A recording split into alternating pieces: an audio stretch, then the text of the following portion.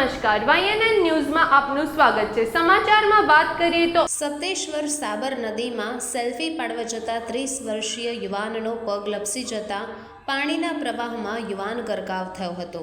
પ્રાપ્ત વિગતો મુજબ યુવાન મહેસાણા જિલ્લાના જોટાણા તાલુકાના કટોસણ ગામનો હોવાનું જાણવા મળ્યું છે। સ્થાનિકો તેમજ ફાયર બ્રિગેડ અને પોલીસ દ્વારા યુવાનની સતત 2 કલાક શોધખોળ હાથ ધરવામાં આવી હતી।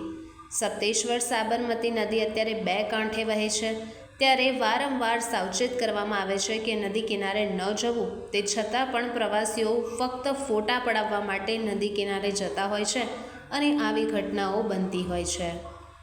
Reporter Bharat Singh Rathod, Sabarkantha.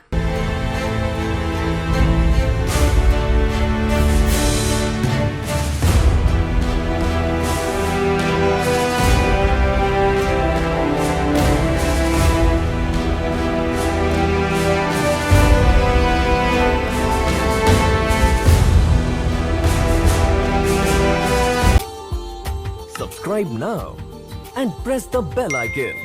Never miss an update.